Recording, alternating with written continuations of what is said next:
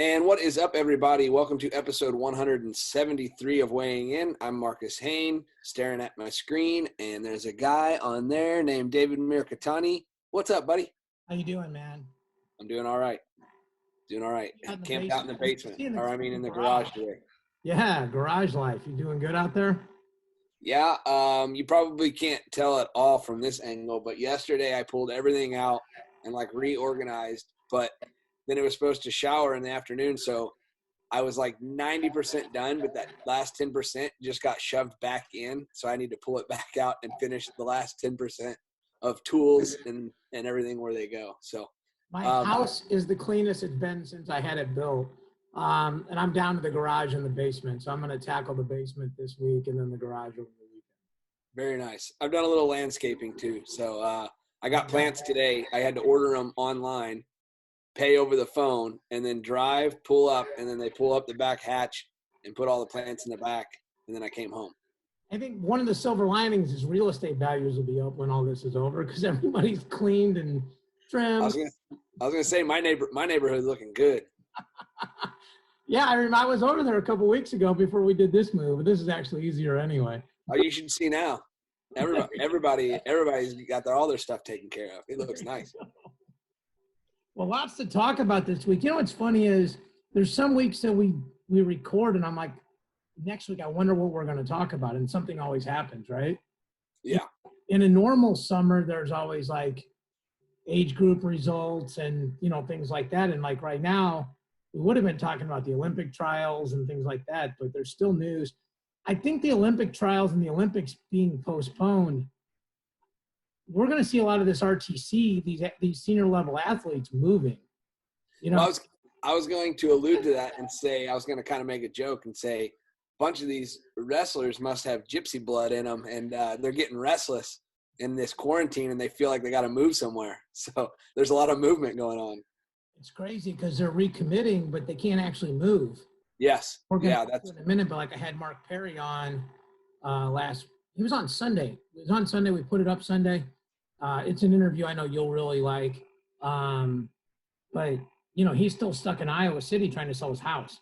But let's start with our buddy, our shuffleboard buddy, Alex Dieringer. I spoke to Alex last night, and I think he's going to come on the show on Friday. But it's out by now that he's going to go to Cliff Keen RTC, up there at the University of Michigan. I'll start with you. What were your thoughts just when you heard that? I think that anytime that someone leaves, a senior level athlete leaves one of the big the power programs with the Iowas and the Oklahoma State and the Penn States and Ohio State, some of these other bigger programs and that have established RTCs. Anytime somebody leaves, it obviously catches your attention. Good or bad is usually after the fact. It develops, but definitely catches your attention when you hear it happens because you wonder why. Because there's just such loyalty in those programs, I think. So that's why it surprises people a lot. People think of Oklahoma State, and if you go through Oklahoma State, you're a freaking cowboy and you bleed orange, and that's how it is. Even when you go coach somewhere, everyone knows that you're a cowboy. And so anytime somebody leaves those programs, it definitely catches some attention, and this was no different. But as you kind of brought up, and we'll get to in a minute, that when you talk about partners and training buddies, it's a pretty good place to be. So it's kind of hard to argue with it, I would say. Yeah, it is interesting though, right? Because like you said, people generally don't leave Oklahoma State. The interesting thing too is Oklahoma State's class of 2020 recruiting class is outstanding, and they're off to a great start in 2021. And a lot of times people are like, oh, well, okay, if they're doing really well in the RTC, it's going to have a great impact on recruiting. And, conversely, if you don't, then it's going to have a negative impact.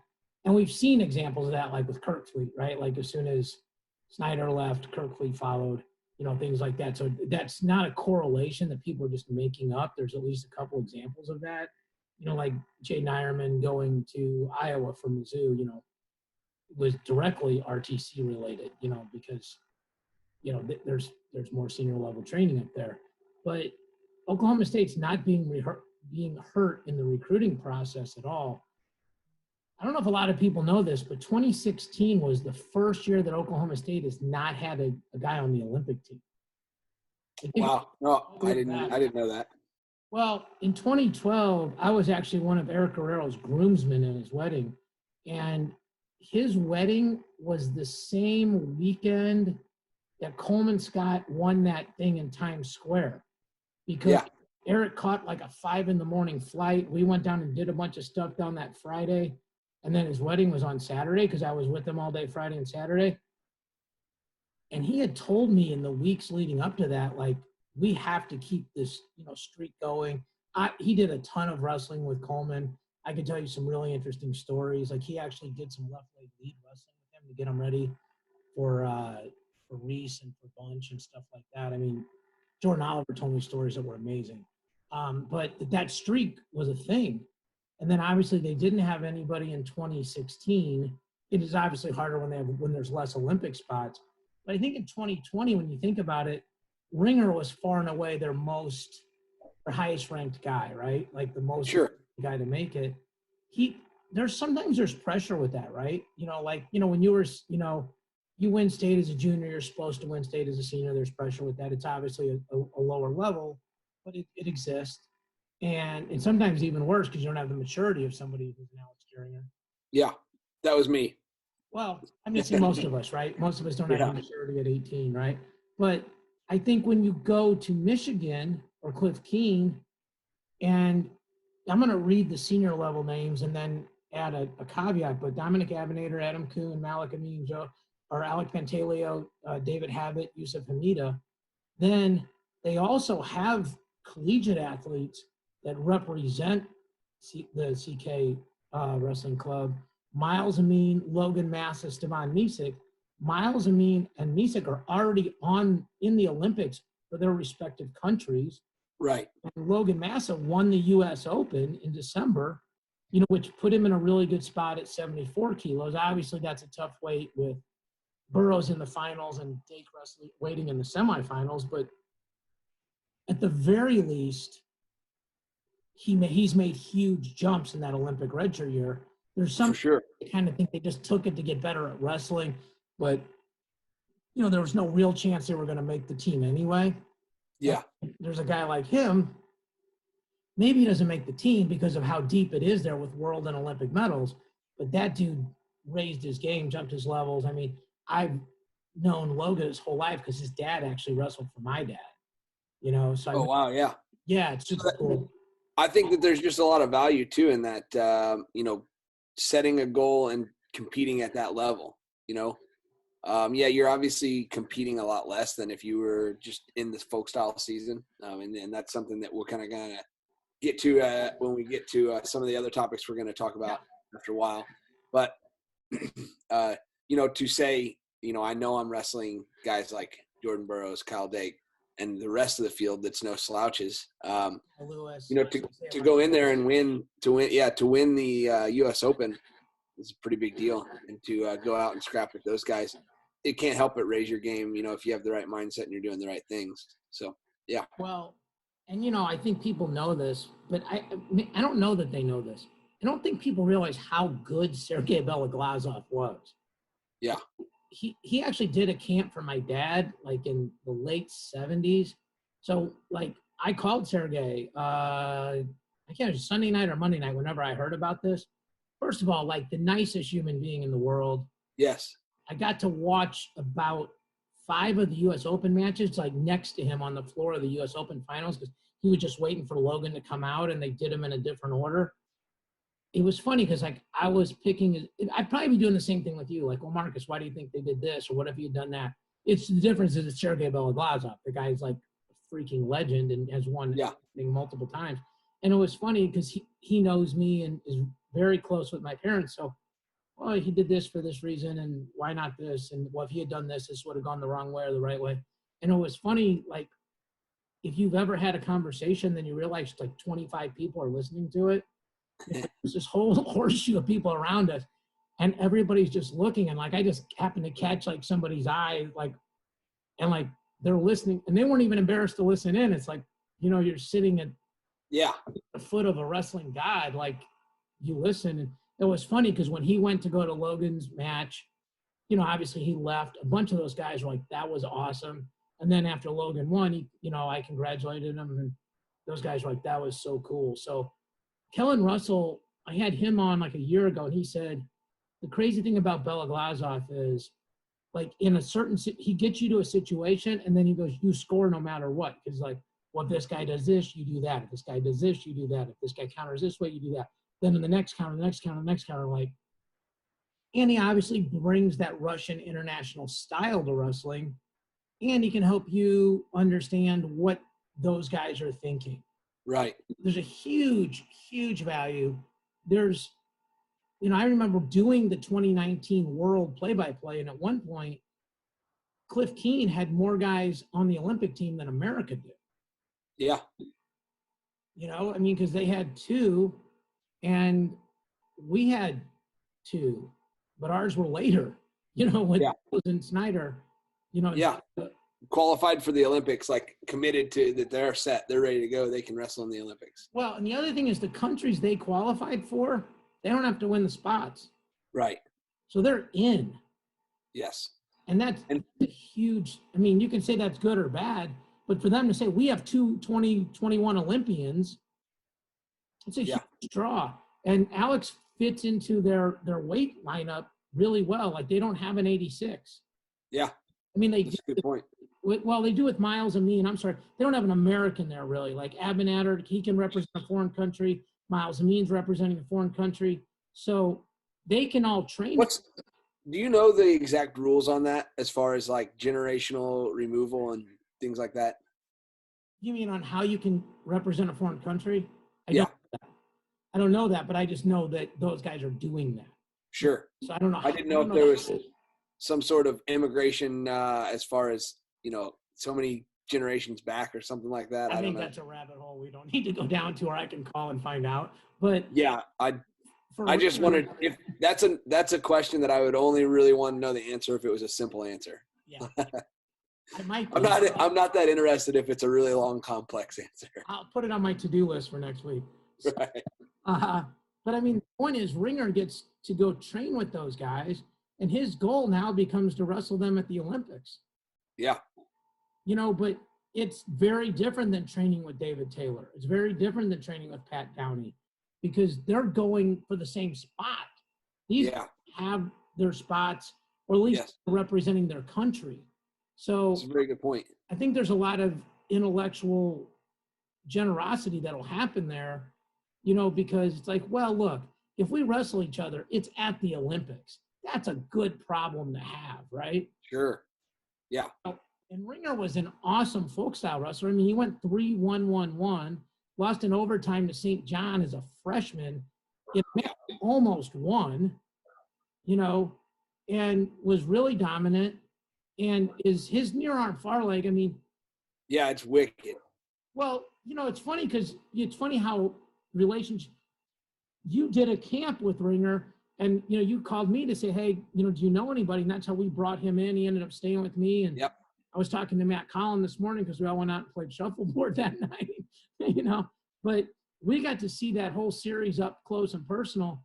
He's really good at explaining what he does well. Yeah. So I think they'll share a lot. Yeah, and I think that's something in and of itself that, like for me, I know I always struggled with. I relied on other people to tell me what I did well. Like I didn't know myself as well as like I feel it's like some of these guys know themselves a lot better than I knew myself. Yeah, it's a good point. It's the evolution of the game, though, right? Like I think if you were wrestling now, you'd be better at it because you'd have better coaches. I think that's part of the thing. John Smith is a couple of years ago. He's like, these guys are way better than we were. I'm like, they might be better than most people were. They're not better than you. Oh yeah. But well, I think that like we used to have that conversation back in the day when I was younger about like, how would a Dan Gable do if you took him, and put him in a time machine and brought him here? And I always thought like, I don't think he would do very well if you do that. But if you say he's born during this time, he'd be a freaking animal because he'd have the same knowledge and resources available that we all have now. But if you take him from a long time ago and just pick him up and put him here, there's no way he would be able to keep up just because he paved the way along with a lot of others to learn things. Like we're just in a much different spot because of people like that. It's the evolution of learning in the sport for sure. So congrats to Ringer. We're going to try to get him on this week or early next week. Absolutely. And go ahead. I guess I was just gonna move us on to the next thing because you kind of alluded to earlier that you talked to Perry, did an interview with Coach Perry, and so we were gonna kind of talk about that a little bit, and then with Jesse Vasquez committing to Arizona State out of California, 4-time state champ. So it was sort of the last big domino out there. I had heard that Arizona State was, the lead dog in that race. So it's a big pickup for them. The list of 4-time state champs in life are small. The list of 4-time state champs in California is really, really small. So, hopefully he can build on that. But it's like Jesse Vasquez and AC Slater and No, that's not true. There's a couple guys, but yeah. I'm just joking. Okay, all right. Well, I don't want to I do not want to discredit any of the guys that actually did it. So no, not at all. California is unreal because it's probably one of the most populated states. It's a huge state and it's only one class. And as a freshman, go win it in a one-class state like California is unreal, unbelievable. 800 schools that filter down to one. That's crazy. People, an example like in Missouri, 200 schools filter down to 4. So yeah, it's nuts. It's mind blowing to me because also, I guess the other part of that it sticks in the back of my mind that I feel like I may not be explaining very well, but I'm conveying it with my feelings is that like I've gone to Reno Worlds, and Reno Worlds is one of those tournaments where I don't even know where these kids come from. All these kids show up from California you've never even heard of. They've never been to a national tournament. And they're freaking animals. Like, they're killers. Well, when I was coaching junior college, I told people this. I go, if you gave me all the guys that took 6th place in California, we'd win nationals every year. Oh, my gosh, yeah. Well, because they're better than most of the state champions, and they don't think – they're not happy. Like, they got a chip on their shoulder. They're going to try to prove something. Yeah. So, well, anyway, so congratulations to ASU and Jesse. Mark Perry Jr., he takes over the Jameel Kelly role. He talked about a lot of different things. I don't want to give out the whole interview, but he talked about the excitement of coaching not only the senior level athletes, but the college athletes. He was very complimentary and honest about the Brands brothers, said that, he talked specifically about what he learned about hand fighting from them. So that was interesting. He also said, that they had things rolling so much there that, he kind of just stayed more on the senior level side. Talked about his relationship with Gilman, talked about his relationship with the girls, and, it'd be interesting to see if those girls transfer with him. Sunkist kids, people that don't know, Art Martori is the godfather of wrestling. He literally probably saved Olympic wrestling. Him and Andy Barth are two of the most generous people in the world in terms of keeping wrestling going, so we talked about that. But Tricia Saunders was probably the first female wrestler that was getting sponsored and promoted and winning big things, and that was via Sunkist. So that staff is, you got Zeke, you got Lee, you got Frank, and you got Perry now. It is the opposite of most coaching staffs where most of them are from their school. Iowa's Iowa guys, Oklahoma State's Oklahoma State guys. This is really a potpourri of knowledge, and it'll be really – it's a great interview. I asked 6 questions and shut up. But, Mark was really good. So we're actually going to try to get Mark's mom on and that JT Real Nudo's mom, because they're all related, about coaching really successful athletes. Because the rumor was Kathy Perry was the toughest Perry/Smith of all of them for a long time. Right. I think we talked about that a little bit last week. So, anyway. Well, with Perry, and he's leaving Iowa. And speaking of Iowa, we'll mention that Kimmer was granted a 6th year, which made what I was reading. They'll have 9 of their 10 starters returning to the lineup next year, and that those 9 don't include a Jaden Ironman.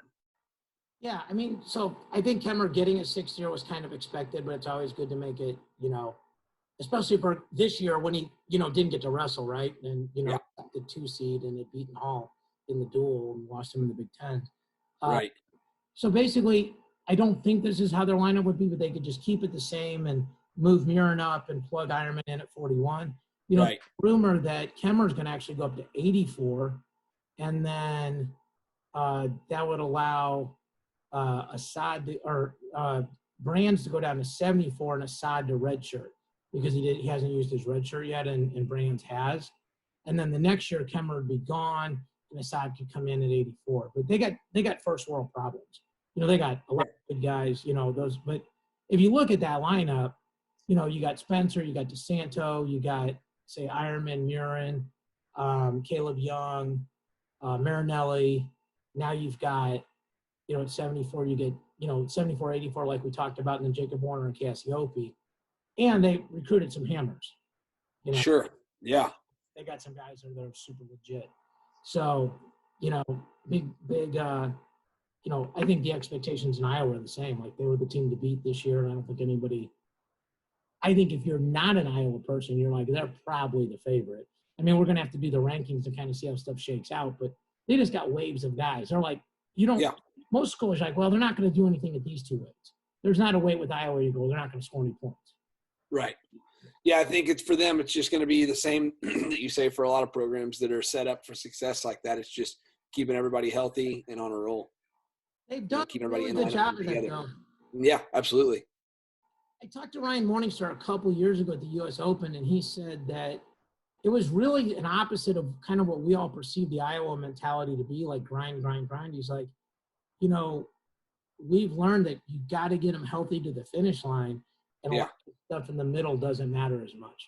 So, Tom and Terry and Morningstar have done a great job with kind of holding guys out, and and also I think getting their fan base to understand that, Plus, they're so freaking good, they just win the duels anyway, right? Like that's right.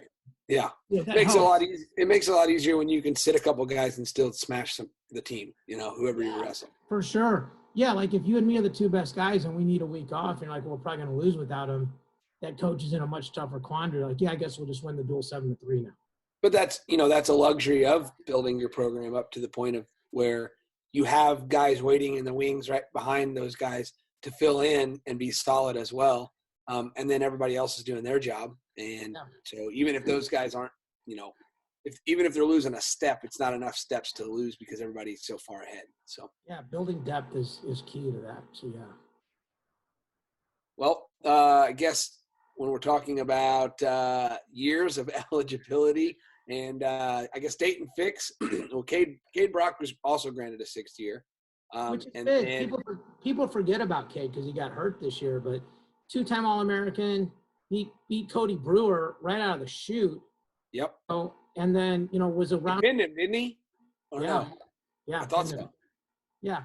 And then was a round of 12 guy last year and, kind of made a bad decision, picked down against the Lockhaven kid, who that was his best position, but really one match away from being a 3-time All-American. He's also beaten Corey Clark as well, so, he's got some huge wins under his belt.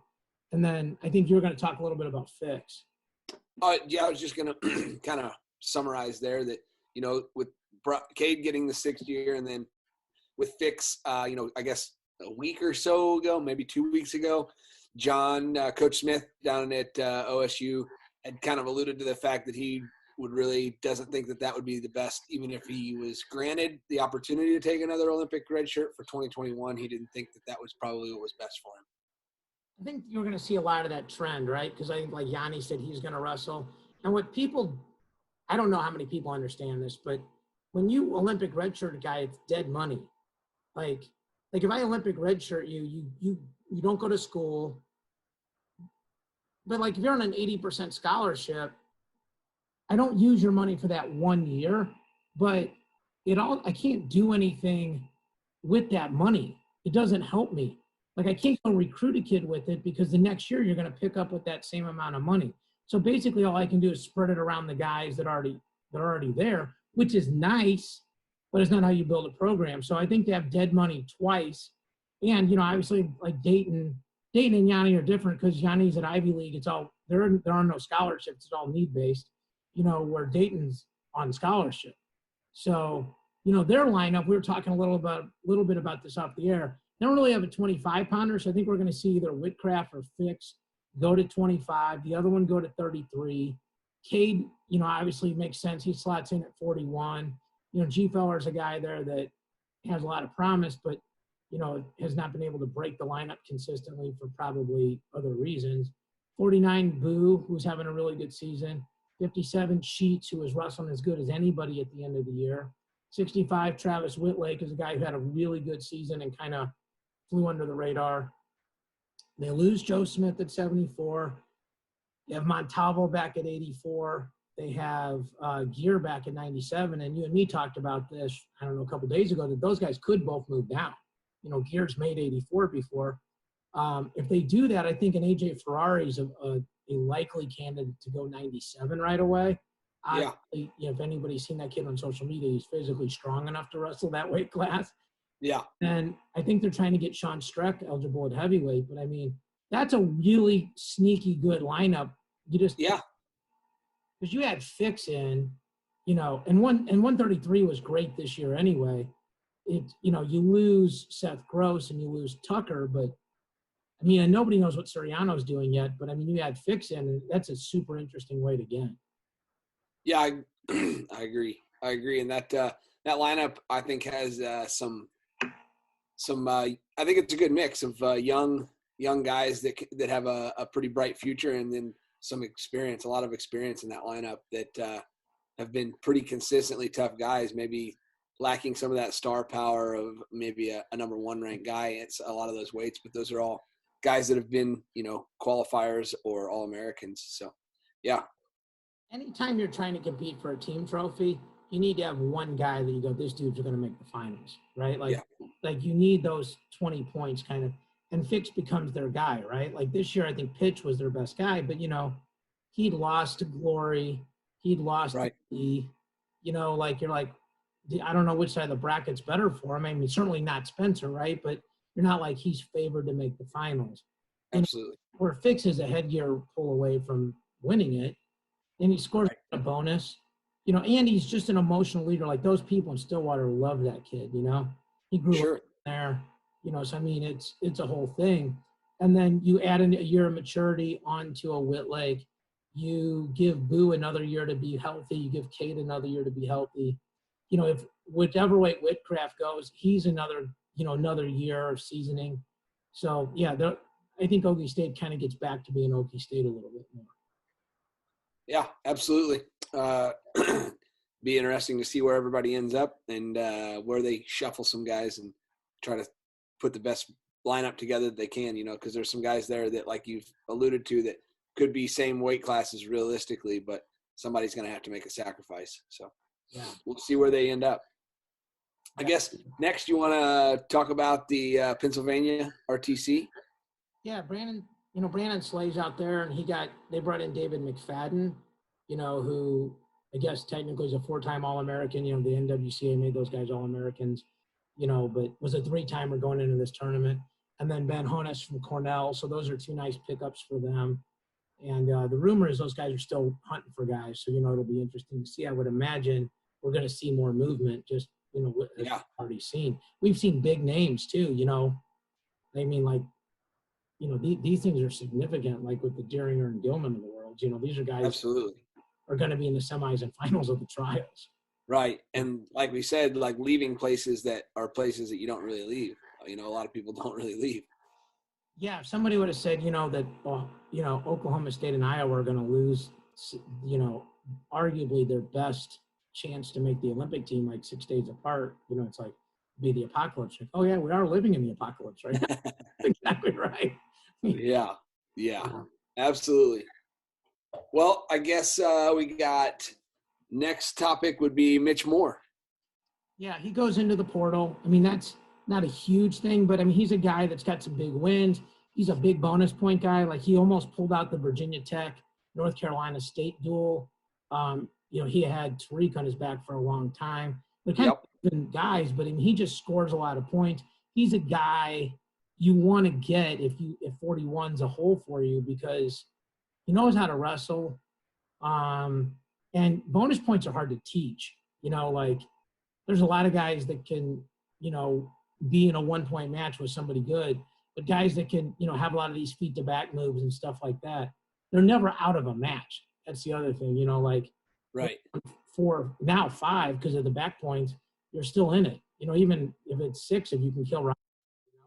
So, Yeah, I think it's a pretty safe bet pickup for somebody that needs a 41-pounder. Sure. I don't know anything about the kid, but I mean, I'm sure he's a solid dude, so, good luck to him finding a home, and then I think the most uplifting news is that Brandon Sorensen, we talked about the Sorensen strong stuff. I think it was even another thing that united Iowa, all those guys wearing the hands and stuff like that. But that as of now, what we saw was that he's in remission. Obviously it doesn't mean it's done by any stretch, but when you have cancer, it can only go one of two directions, and remission's the right direction. Yeah. So, I think there's a lot of prayers are being answered, and those prayers will continue. And I certainly think those people that have donated, they're directly responsible for that, because all that stuff's super expensive.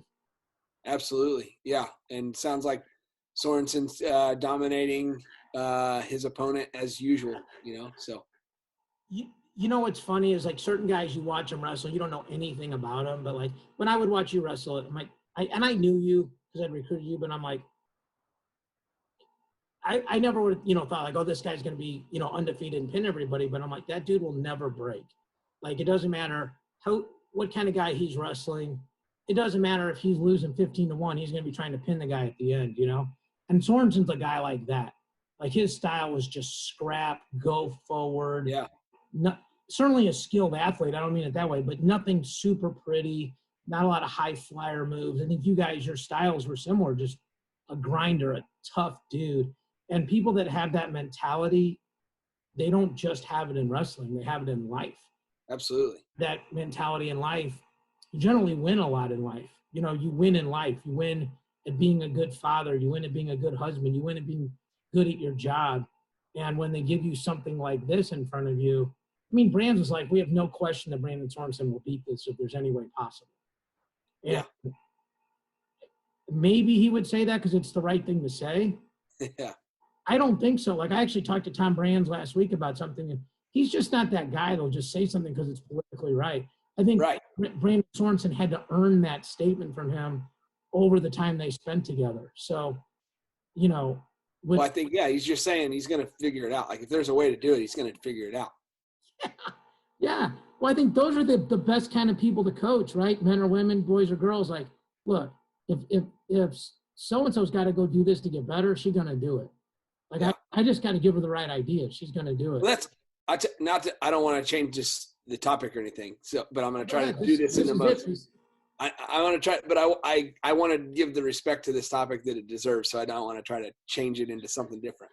But I think that's one of the things that I've noticed in my youth coaching is how, particularly in the youth realm, I'm sure it also happens a lot in high school, but in the youth realm of like how many youth coaches focus mostly on the best couple kids in the room.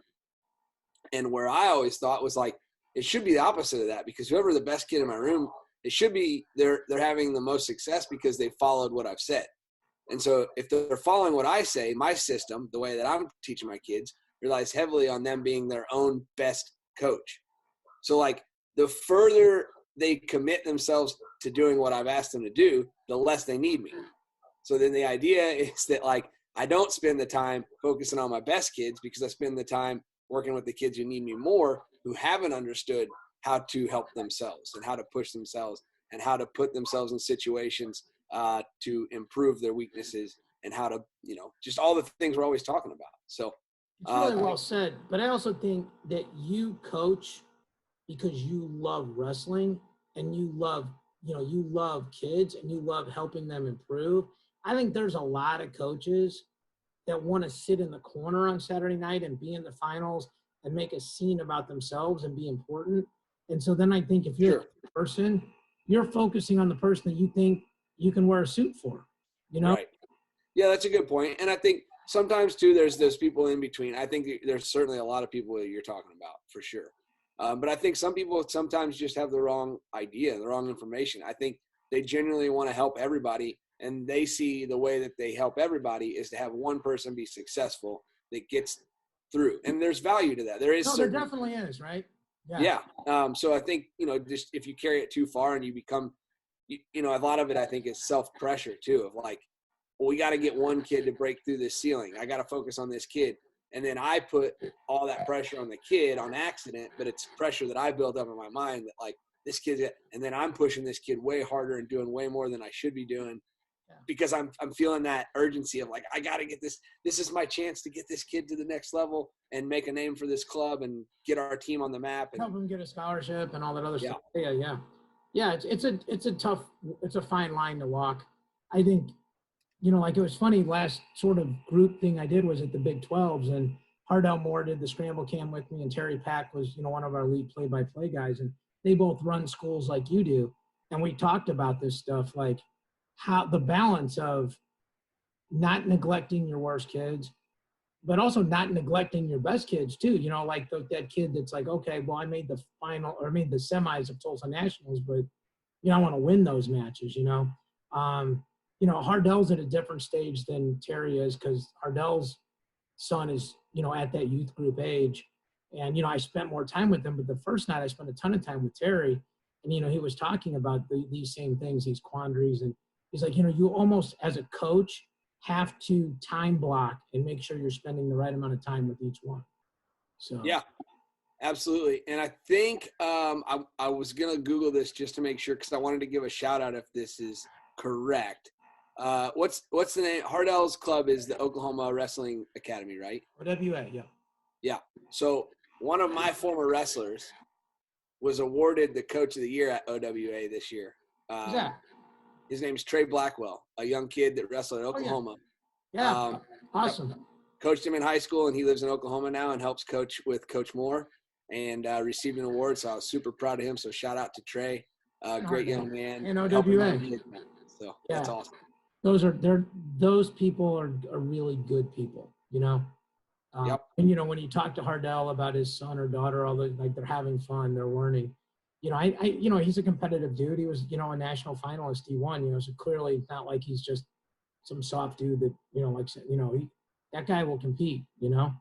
Absolutely. If we're playing spades or something, we're gonna play till he wins a game. That's how it is. But yeah, speaking of that, because you always like to bring up Ringer and the shuffleboard, but I always got to throw in that I did win in spike ball. All right, I got my butt kicked because I'm so bad. I just didn't play.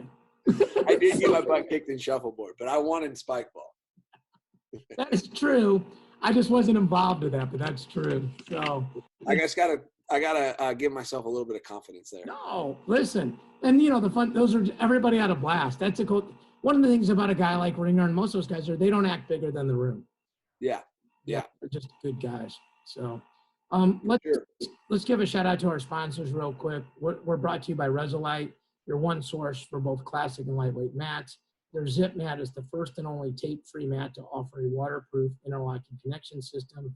And the DigiPrint mat is the only fully customizable mat featuring unlimited graphics, bringing unrivaled school branding to your new lightweight mat. Go to Resolite.com for all your wrestling mat needs. Resolite, the mat company. Pure and Clean Sports are designed to help dominate skin issues. And right now this doesn't apply, but when you get back, make sure that you dry mop the mats to remove hair, dirt, and debris. Apply their mat cleanser with a fine mist that thoroughly covers the surface, and go home for the night and get ready for tomorrow. It doesn't cause skin burns. There's no harsh chemicals. Check the safety data sheet and keep your wrestlers on the mat. pureandcleansports.com and order a wrestling team bundle. And we also want to thank Grit, George Ivanoff, official drink of Titan Mercury, several other USA Wrestling State organizations, endorsed by Pat Downey, Hazer Kolchitsky, Jaden Cox. It's safe for athletes of all ages. It helps you increase your endurance. You feel working within 20 minutes. It's formulated to absorb 2 to 3 times faster than water alone. So it increases your energy, reduces your muscle fatigue, peak your performance with Grit, ttpnutrition.com. So I want to thank all those guys because they've supported us even in what's going on right now. Those are all people you and I know personally. So, the Matt Gilberts of the world, the George Ivanoffs of the world, the Ryan Freemans of the world. And they're guys like us. There's guys that wrestled and had various levels of success. But love the sport and want to keep doing what they're doing. So yeah, I always wonder what we're going to talk about next week, but I'll probably just flip the page tomorrow and there'll be 4 subjects. So there'll be a lot of stuff to talk about, I'm sure. Somebody's going to get restless and move again. Yeah, I do want to tell people, if they're looking for time to kill, the interview with Mark Perry Jr. and the interview with Frank Molinaro were 2 really fun ones. And I will say this, one of the silver linings of all this is learning how to use Zoom. And I think that the video interviews are a lot, in the video podcast that we do, I think they're a lot more engaging for people than just hearing the voices. I mean, obviously you can drive around and hear it, but for me, talking to those guys, talking to you, it's a lot better to just, see a face, kind of read the body language and things like that. So I always have a hard time doing the podcast and interviews over the phone. Yeah, I did so many that way. That was the paradigm shift, was doing it this way. But, it's kind of like going from being poor to having money. That's the easier shift to make. So, the hardest part for me is I have such severe ADD that if I can see you, I'll look at you. But if I'm talking on the phone, something catches my eye and I start looking at that, and then I realize you asked a question. I'm like, wait, what? What'd you say? Gotta get that professionalism stepped up. Yeah. Most of the guys that I've interviewed are people that I've just kind of hung on every word, so it's made it easier. But yeah, but for sure, these people had a lot to say. Frank coming off of retiring, but being an Olympian in 2012, talked about his journey, talked about a lot of the people that were influential to him. So people have time, they should go backtrack and listen to those 2 for sure. So absolutely. Everything else good, my man? All is good. I guess we will talk to everybody next week, huh? For sure. Everybody's find out what the details are then. Talk to you later. All right. Peace.